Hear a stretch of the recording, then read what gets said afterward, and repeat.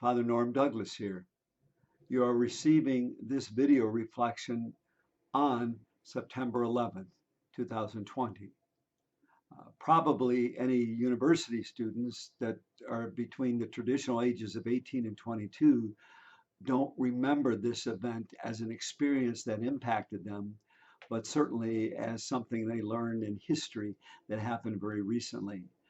Well, we all know that at that time terrorists affected the United States by bringing down with planes the Twin Towers, the World Trade Center in New York, and the Pentagon in Washington, D.C. And a plane that had been deflected was going to Washington that came down in Shanksville, Pennsylvania, because all of those on that plane did everything they could to prevent it from getting to its final destination in the capital. Anyway, want to share just a thought about that. We've all had experiences, and for me, it was, I mean, obviously it was significant, uh, but I also was personally involved, not in that day, but actually a year later. A year later in Shanksville, there was a gathering of family members and others commemorating, and even that word commemorating doesn't seem right, but remembering sadly what happened the year before. And the people who were in Shanksville, again, they were close family and friends. And so a year later, they were still grieving. But they went and came together in Shanksville, which was powerful because all these people who lost loved ones in that airplane were able to be there together with each other and for each other and grieve together and find comfort because they knew what each other was going through. Anyway, I was asked to come and be part of that beginning the night before. The people who were planning it wanted to make sure that not only were there grief counselors, which there were, but they asked me as a priest, would I come and certainly come in my collar and be a sign of religious concern for people there. And I know that I did that.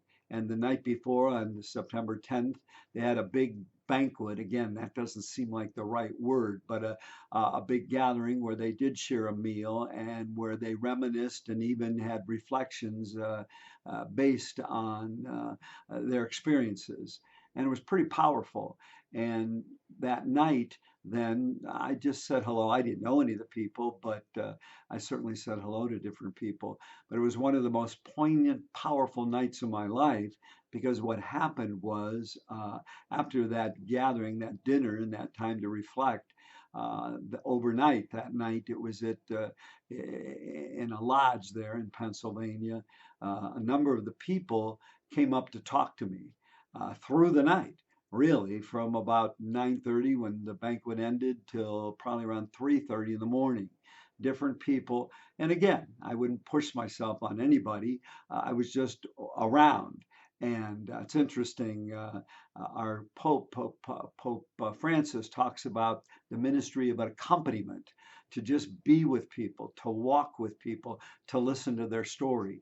That's exactly what I was doing that night. People would come up to me and share about their loved one and about their pain and about their trying to have some sort of hope. And many of them were talking probably because I was a priest about their ability to even be able to forgive those who did this horrible thing to their loved one and others.